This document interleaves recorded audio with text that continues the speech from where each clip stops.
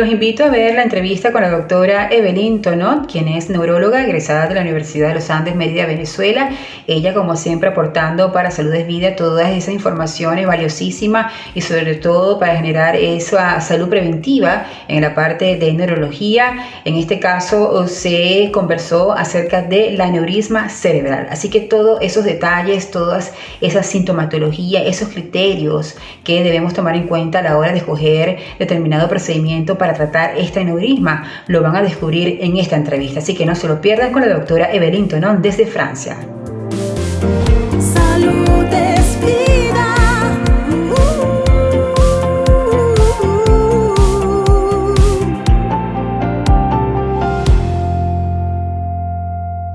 Okay.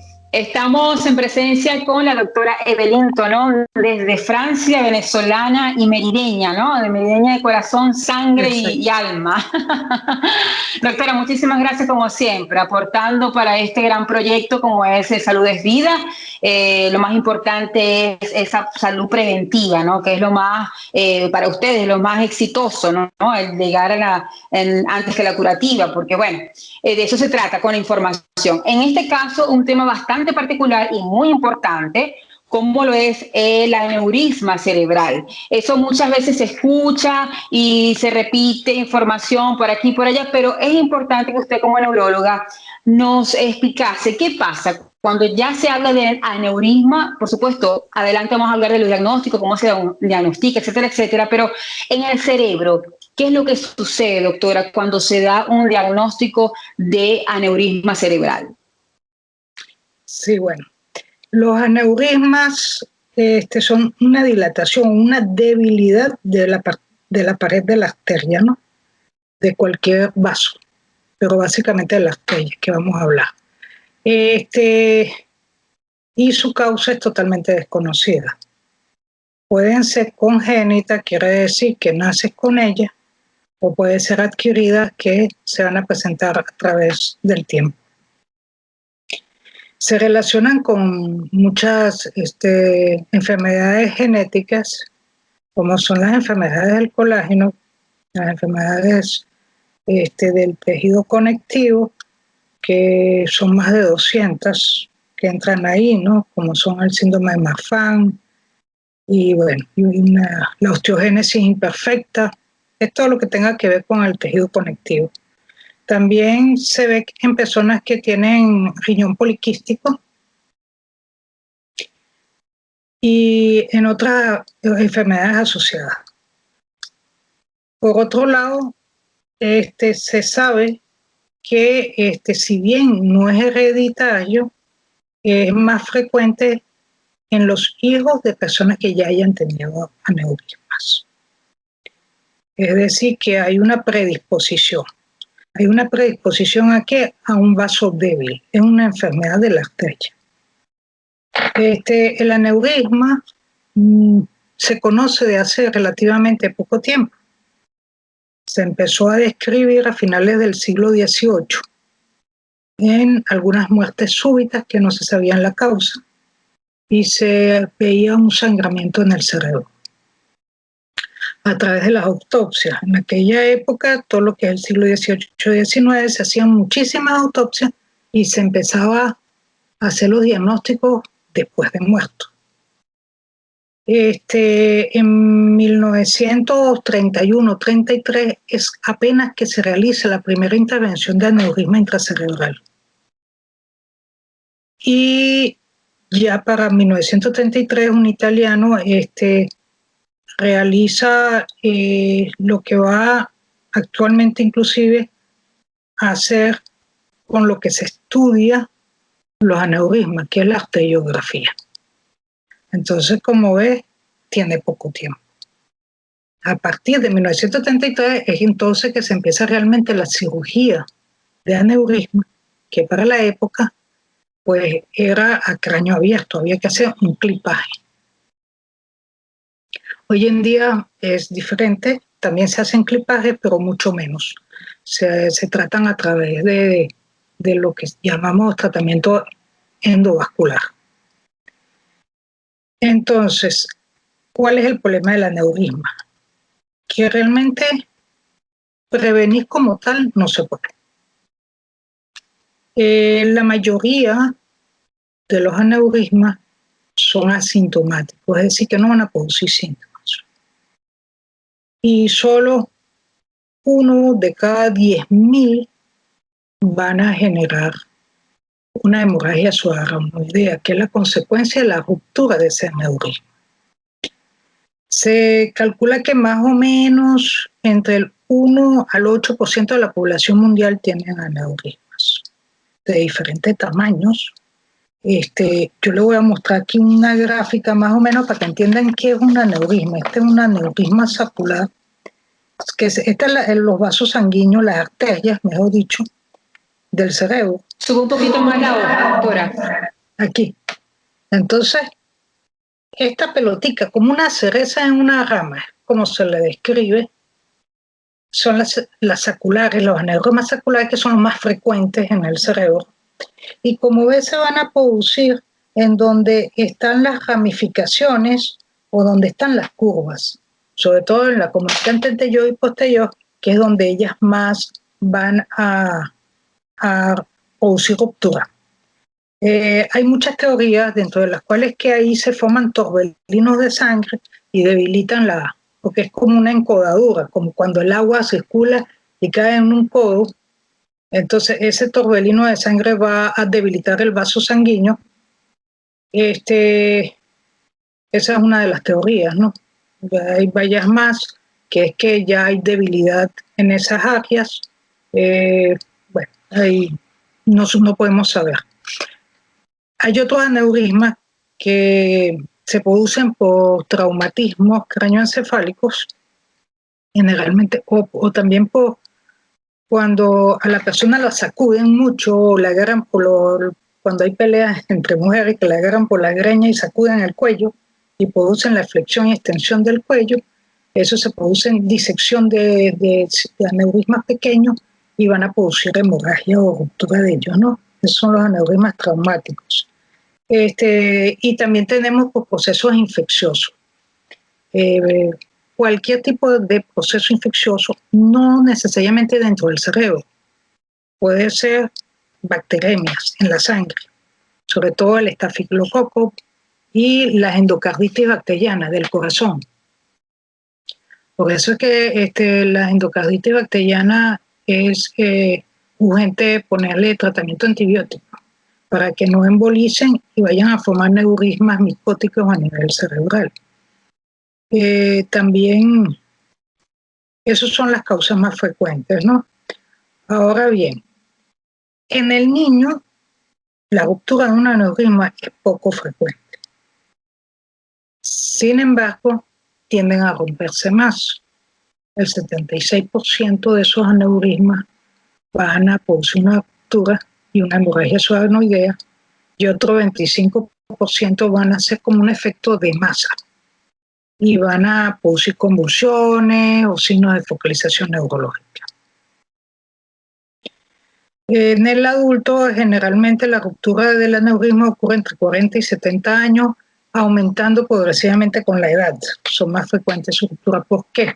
Porque se van a asociar a otras enfermedades, como es la hipertensión, que es la principal causa. En ese sentido, si pudiera ser preventivo, si la gente se controla la tensión, pues el aneurisma tiende menos a crecer. ¿Okay? Ahora, continúa. Sí, porque ¿qué es lo que ocasiona la ruptura? Que es donde podemos prevenir, no en sí el aneurisma, porque el aneurisma puede ser que nacemos con él o se forme por condiciones, pero si queda pequeño, si está localizado en áreas no turbulentas del sistema arterial cerebral y su forma también tiene que ver, uno puede vivir y morir sin que ese aneurisma produzca ninguna sintomatología. Ahora, bien, si ese aneurisma va creciendo por la hipertensión o además de crecer, generamos mayor debilidad, como es con el caso de la cocaína, consumo de cocaína. altas dosis de alcohol, el tabaquismo, todo lo que lesione en las arterias, todos los factores de riesgo del accidente cerebrovascular o evento vascular cerebral van a actuar para favorecer la ruptura de ese aneurisma o el crecimiento de ese aneurisma. Entonces ahí es donde vamos con la prevención. La diabetes también, pero es un menor factor. Sobre todo es la hipertensión, el tabaquismo, la cocaína y bebidas alcohólicas. Ahí es donde tenemos que actuar en la prevención. ¿Cómo se presenta el aneurisma? Ya yo dije la hemorragia subarachnoidea, que ella es decir, si hay una hemorragia subarachnoidea, ya uno sospecha de buscar un aneurisma, porque la gran mayoría de los pacientes con hemorragia subarachnoidea van a tener un aneurisma. Pero no solamente es ese, también puede producir un hematoma intracerebral, es decir, que la hemorragia subarachnoidea va hacia las meninges, es la que va a producir como una irritación en el cuello, que la persona no puede mover el cuello, se generaliza.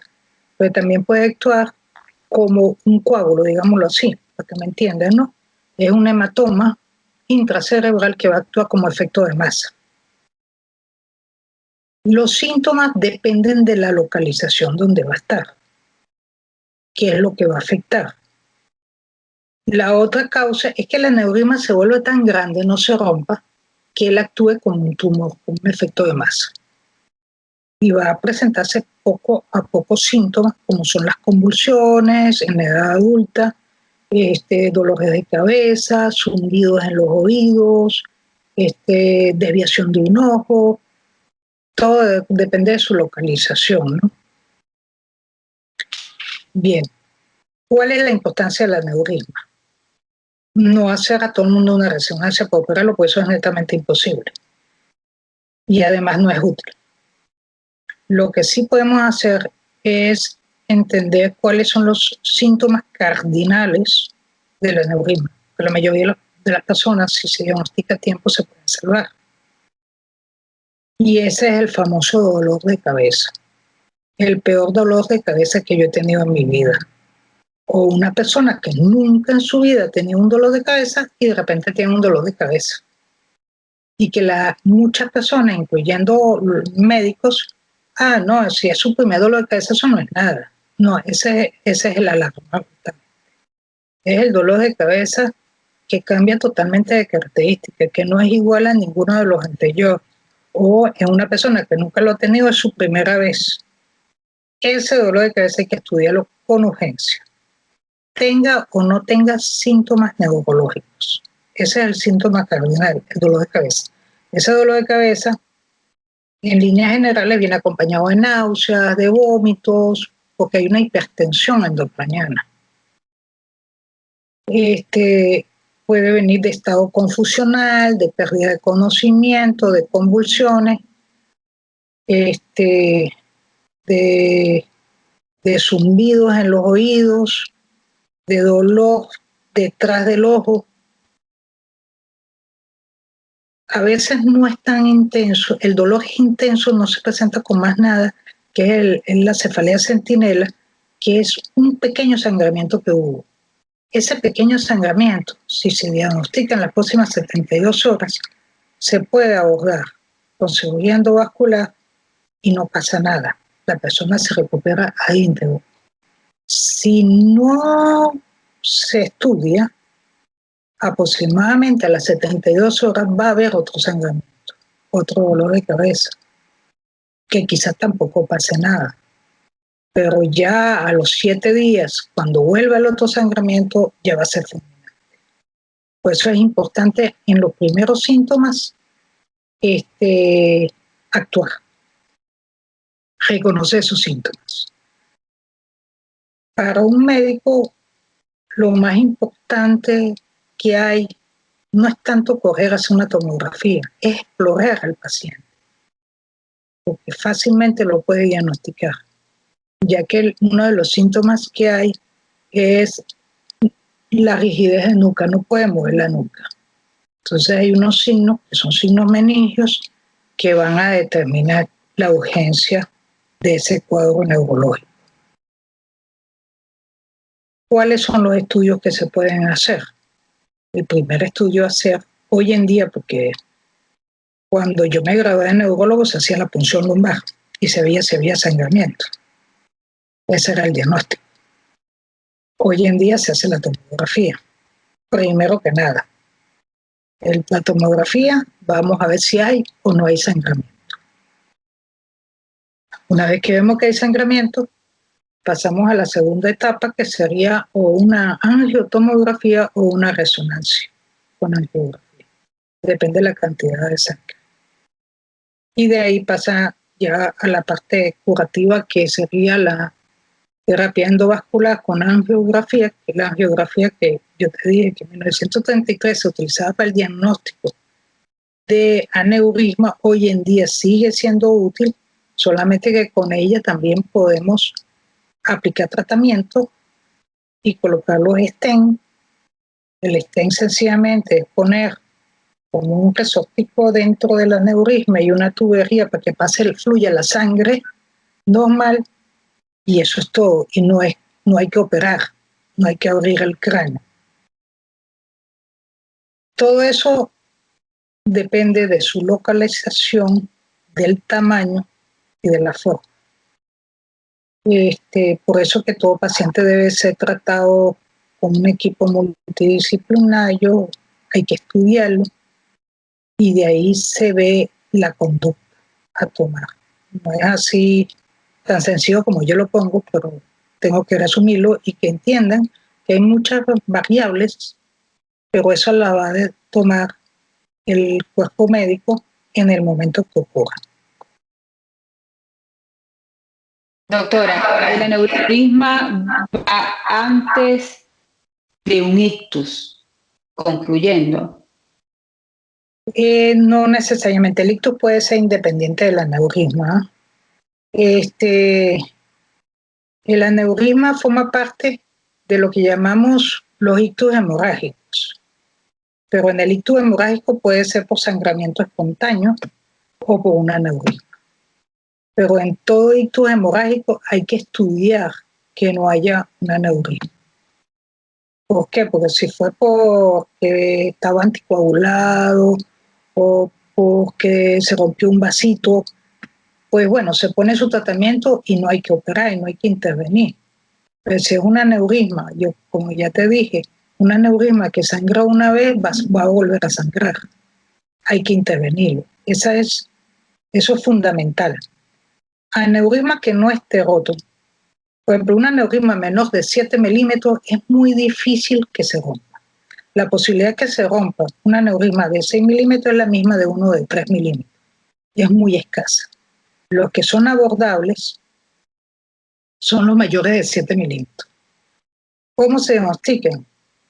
Por un hecho casual. Te hicieron una resonancia o una tomografía, sobre todo la resonancia, por algo, no sé, una sinusitis, porque estaban buscando alguna cosa y ven la imagen de un probable aneurisma y entonces se pasa una angioresonancia o una angiotomografía y se precisa el aneurisma. Si ese aneurisma tiene más de 7 milímetros y está en un sitio que puede romperse, en esos casos hay que operar. Si es menos de 7 milímetros, no se toca. Se deja tranquilo y se le hace seguimiento anual o cada año o cada 2 años a ver si va creciendo o se queda tranquilo ahí. Lo importante de los aneurismas es hacerle el seguimiento del crecimiento. Otra cosa importante es que las personas que tienen un aneurisma seguro que tienen 2.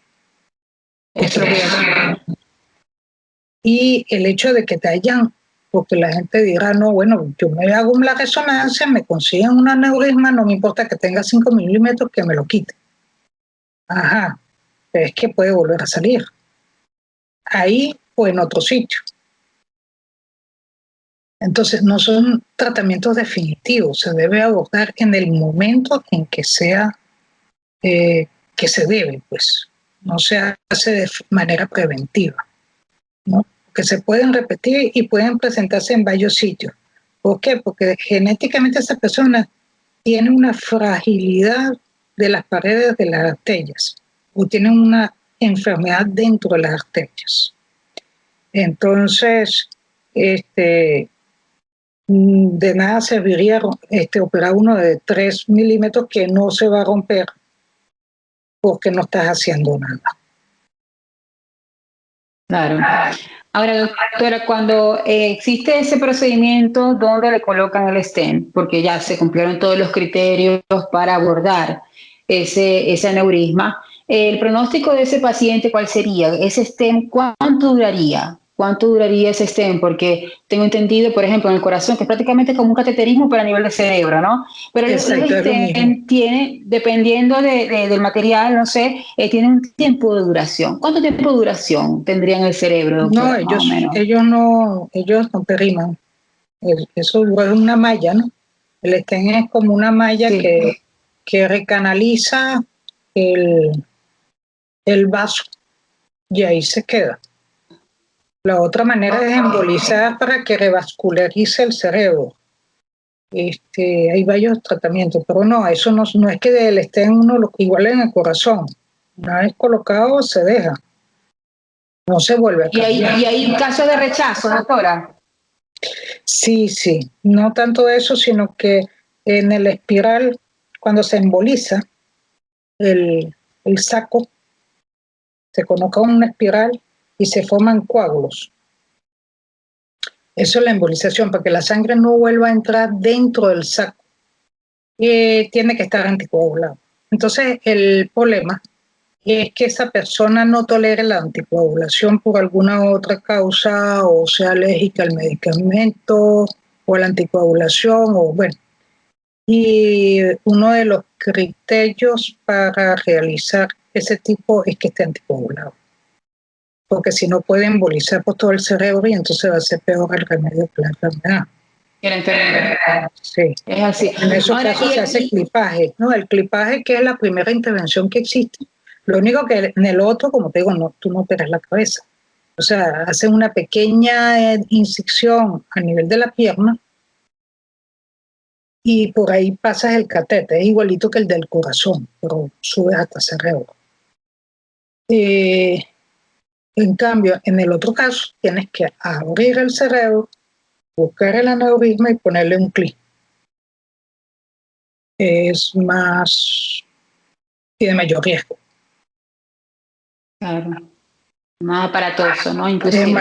Ahora, doctora, ese paciente, después de ese procedimiento, es parte de la terapia. Ya después tiene que tener un tratamiento de por vida. No a nivel farmacológico o no. No.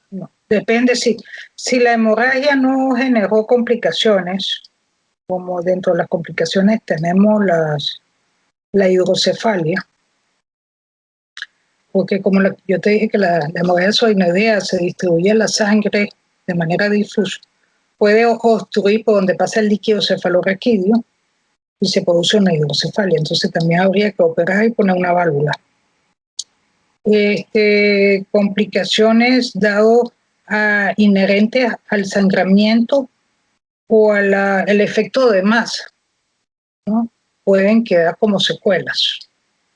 A veces, en líneas generales, si no hay complicaciones, la persona queda bien. El tratamiento es un éxito. El problema es que el estallido de aneurisma lleva una alta mortalidad, ¿no? Sobre todo si no se actúa rápidamente. Y como te dije, la edad es entre 40 y 70 años, 40 años, cuando ocurren esas edades, puede ser aparatoso. Es una persona que tiene una muerte súbita. Estaba bien, se estaba riendo y ¡pácata! Se murió, ¿no? Yo me acuerdo de una colega que me llegó, estaba haciendo el Orbitec y de repente sintió un dolor de cabeza fuerte, pero ella siguió trabajando, pero el dolor de cabeza no la dejaba trabajar. Entonces me fue a la consulta y tenía una hemorragia sudoinoidea. Y bueno, se le trató y quedó perfectamente bien. Pero como te digo, ocurre en el momento que la persona menos piense, puede ocurrir. O si no, lo peor es cuando la persona agarra una rabia, y agarró una rabia y se murió de la rabia. No, no se murió de la rabia, fue que estalló el aneurisma en ese momento.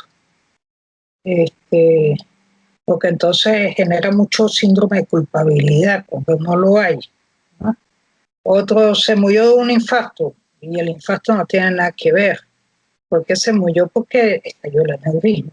Y es eso, por eso que es tan importante las autopsias, porque son los que precisan la causa de muerte. Otras veces en niños es muy aparatoso.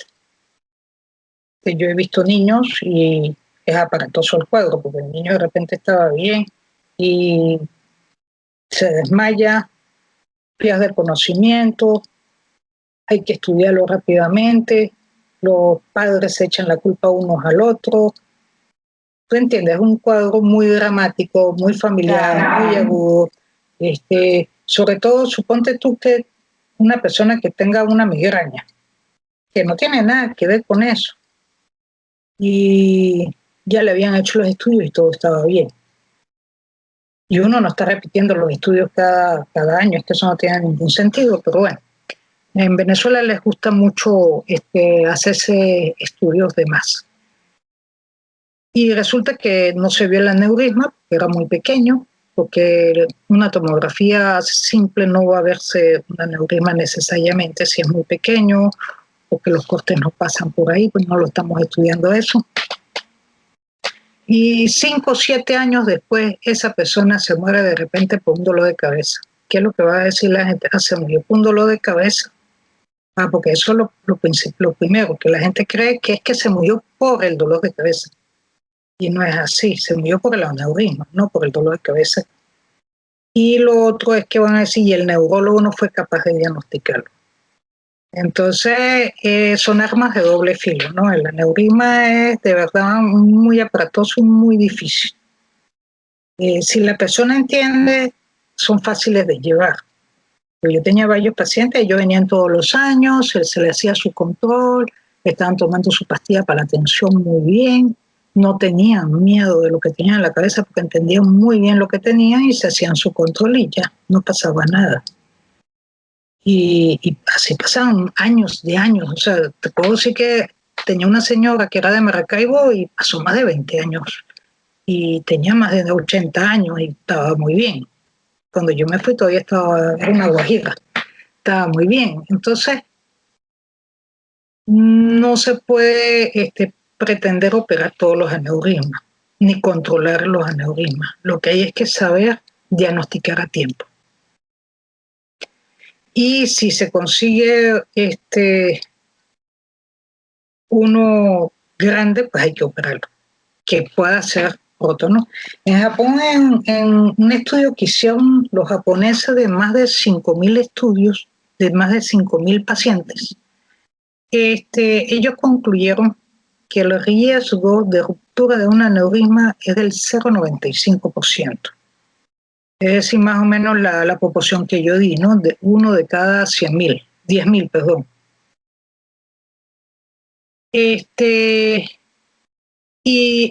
Se daba en los que tenían más de 7 milímetros, ya confirmado. Esos son muchos estudios que confirman lo de los 7 milímetros. Que fueran de bordes irregulares y sobre todo que estuvieran en áreas como las que yo te dije en la comunicante posterior o la comunicante anterior, que eran los que más se rompían. Entonces ya uno ve que hay muchos estudios que confirman en poblaciones grandes y yo pienso que no hay que tener miedo sino saberlo diagnosticar y sobre todo tener mucho cuidado con ese dolor de cabeza que aparece de manera inesperada, súbito, que a veces también produce cambios visuales, ¿no? Mucha fotosensibilidad, o ven destellos, como si fuera una migraña, pero no es una migraña. Ahora, doctora, cuando se le da esos dolores así de repentino, esa persona que no haya escuchado esta conversación, por ejemplo, y se toma un analgésico, ese dolor cese, No, o no ese sé. dolor no nada, No lo no se ve calma con nada. nadie ni nada. ¿Por qué? Porque la sangre es un Ok. irritante. La Ah, sangre es un irritante y sobre todo los que se rompen y van al espacio, el espacio suanoideo, la hemorragia suanoidea, como va hacia las meninges, es un dolor de cabeza muy fuerte y no calma con nada. No calma. entonces, Sí. Generalmente responde un poco mejor a la codeína, a la morfina. Es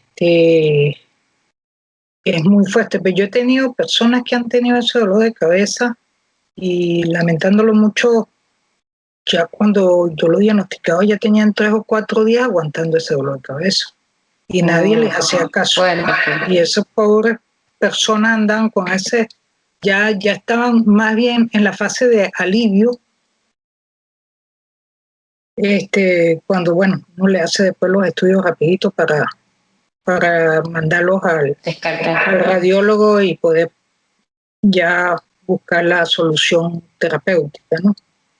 Pero sí se da también el aneurisma no, la hemorragia suanoidea, se ve, yo lo veía mucho en jóvenes que consumían gran cantidad de licor, es decir, 1 o 2 botellas de whisky en una noche.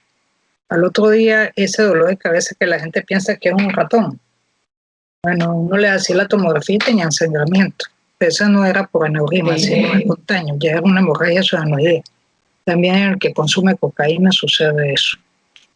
Pero a veces justamente ese abuso repetitivo va a producir una debilidad en ese vaso que ya sangró una vez y se va formando un aneurisma en esa área. Por eso que el alcohol hay que tener cuidado, sí.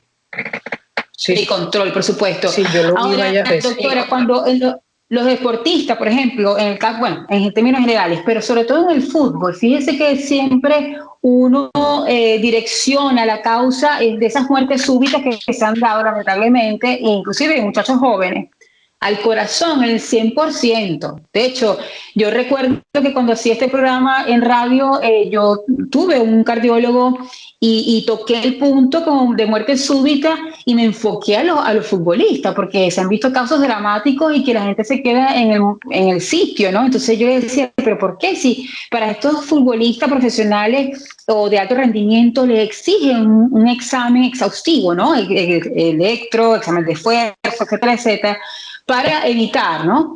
Y de pronto cae en el campo y la gente se queda impresionada. Y fíjese que pudiera ser por un choque, ¿no? Pero ya lo está diciendo, ese aneurisma a nivel por contacto, pues por atropello, por choque, sí, bueno, ¿no? se van formando con el tiempo, sí. Es decir, no se formaron de una vez, ¿no? Eso es con traumatismos recurrentes, se pueden formar. Pero sí, ¿no? A veces, estando yo en el posgrado, yo vi un futbolista que cuando saltó para frenar la pelota, ahí se quedó. Y era la ruptura de un aneurisma.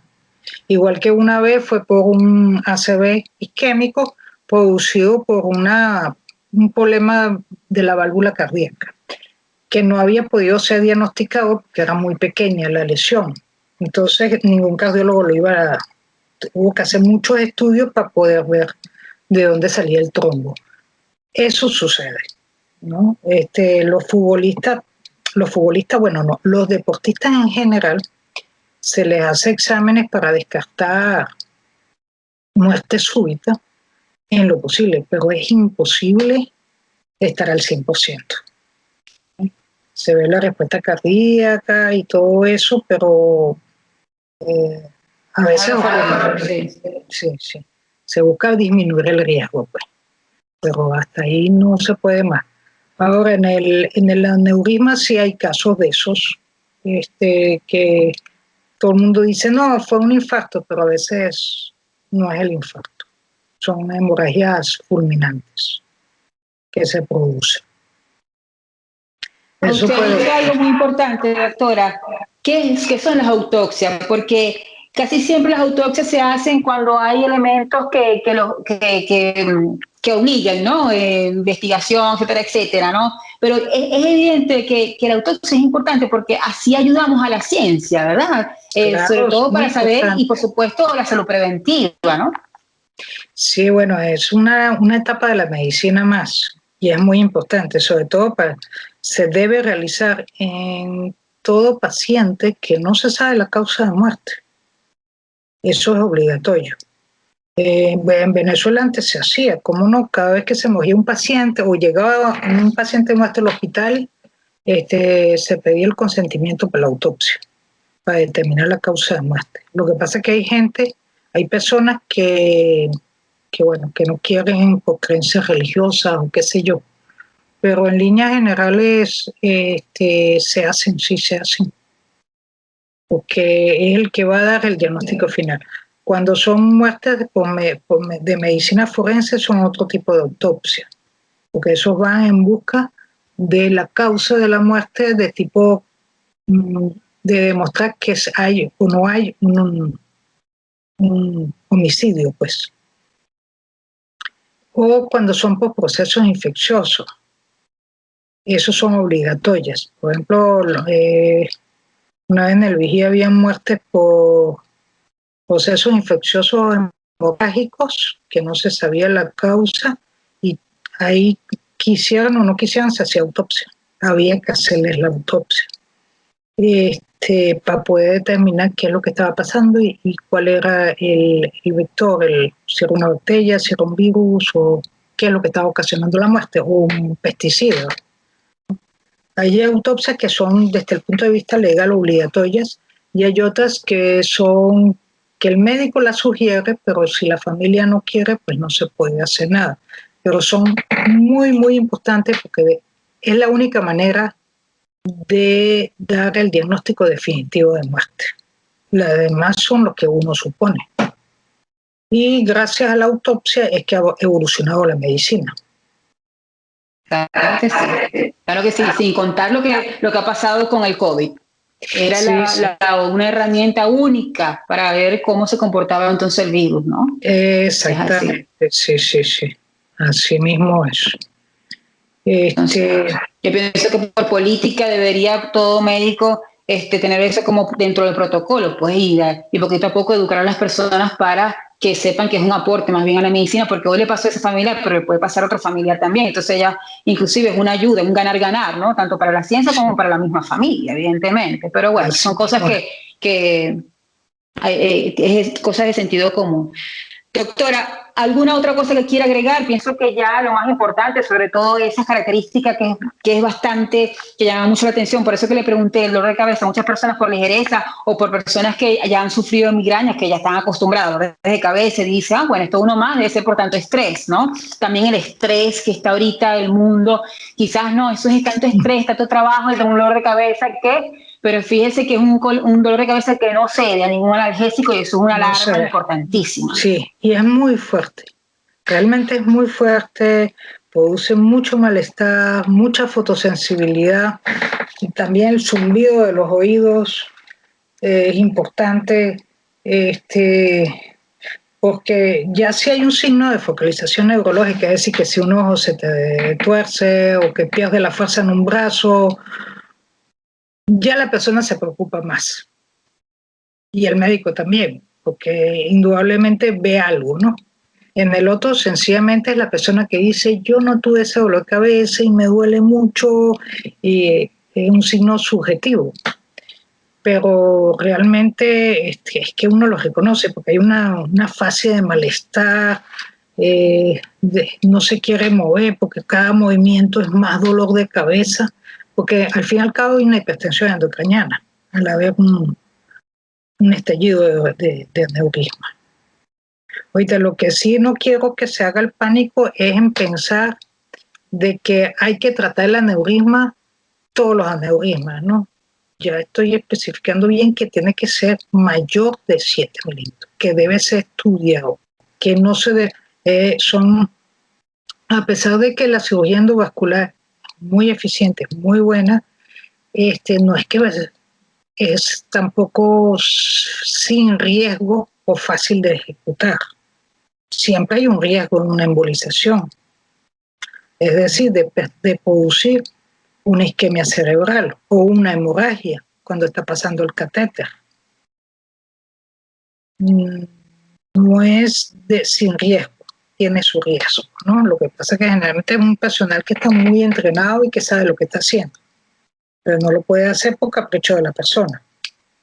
Y como ya dije, ok, te operamos un aneurisma de 3 milímetros que no se iba a romper, eso no te garantiza nada que dentro de 3 años no tengas uno de 7 después. Porque la persona que tiene aneurisma puede con el tiempo producir nuevos aneurismas fuera del lugar o en el mismo sitio donde tuvo el primer aneurisma. Entonces no hay ninguna garantía.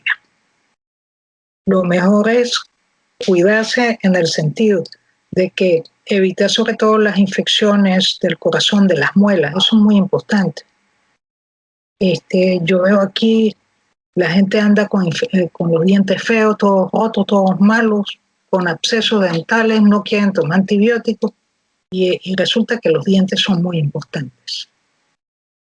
Un absceso dental puede generar una endocarditis bacteriana a nivel del corazón y de ahí irse para el cerebro un émbolo, porque los dientes forman parte de uno y entonces esa carga bacteriana va a la sangre y circula esa bacteria. Es muy importante tomar los antibióticos bien tomados, no automedicados. La automedicación, tanto para el COVID, que ya está uno cansado de decir que no se automedique, como para todas las enfermedades hay que evitarlo.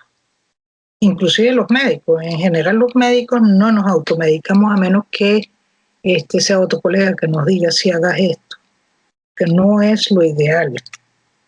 Entonces hay que tomar el antibiótico cuando se debe tomar, evitar esos procesos infecciosos silentes, traumatismos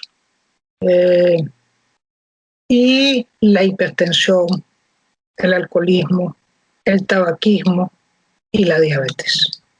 Porque la diabetes de una u otra manera ya va a actuar de manera indirecta. Entonces, eso es la prevención. Comer bien, hacer ejercicio y estar bien feliz. Exacto, eso te iba a decir. Disfrutar de la vida. Eso es lo más importante, ¿no? Eso es así. Es totalmente cierto, doctora, desde todo punto de vista, por eso que ese famoso dicho que muchas personas no lo aceptan, de ese vivir el presente, es difícil hacerlo, pero es la única garantía que tenemos para sobrevivir de la mejor manera porque se está evidenciando, ya los científicos, inclusive neurólogos, ya están más aperturados a que la emoción está directamente proporcional a la salud física. Eso y yo creo que mira, si no nos ponemos al tanto de esto, ningún neurólogo, ningún traumatólogo, ningún especialista y ningún tratamiento va a ceder, va a ayudar a que se cure distintas patologías, porque sencillamente la emoción está allí, es un boomerang que está encima de nuestro organismo. Doctora, muchísimas gracias. Yo sé que muchas personas le va a servir este tipo de información, sobre todo estar formados, doctora, porque eso es muy importante, que al menos la comunidad tenga conciencia, ¿no? Y sepa a la hora de cualquier tipo de evento, ya se sepa por dónde viene, sobre todo si hay familiares que han fallecido por estas circunstancias, después de una autopsia. Y esto es un mensaje también para la medicina en general, de tener eso como protocolo, porque es una ayuda para la ciencia y, repito, una ayuda también para los familiares. Doctora, ¿dónde podemos encontrarla?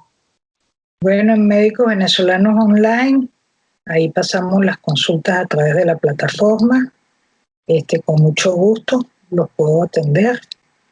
Ahí ya está mi horario y hay muchos médicos buenos en esa plataforma. Hoy en día que el contacto físico hay que disminuirlo por la propagación del COVID con sus nuevas cepas, peores todavía, Pues yo creo que es una buena manera de pasar consultas a través de la plataforma de internet, pues hay que utilizar también la tecnología para eso. A veces hay cosas que no se pueden hacer por ahí, pero la mayoría de las cosas, yo me he dado cuenta, ya he tenido varias consultas y muy bien, realmente se puede hacer mucho. Y si no, dar una segunda opinión, orientar también. Se puede orientar a través de ahí si tienen que ir para un hospital o no tienen que ir. Por el momento me ha parecido muy bueno ese sistema de consulta. Sí, además que ahí le hacemos todo, le hacemos el informe, le damos la receta, todo completo. Entonces salen con todo su batería como una consulta normal. Muy bien. Y yo creo que debemos, yo en nombre de la población, darles las gracias a ustedes los especialistas que se han adaptado a este sistema, porque ustedes saben, en este caso de ustedes, saben de neuronas y todo ese tipo de cosas, pero a nivel telemático ha aprendido y se ha adaptado a este nuevo mundo, ¿no?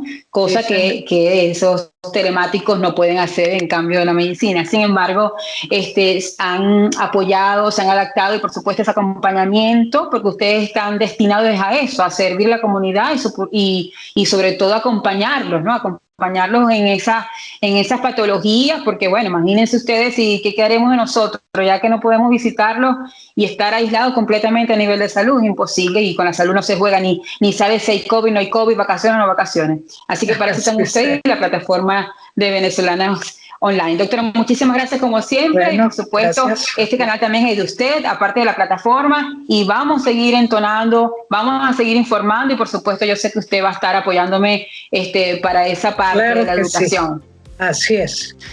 Bueno, un placer. Y muchas gracias. A la próxima, doctora. Ok, hasta luego, a la próxima. Chao.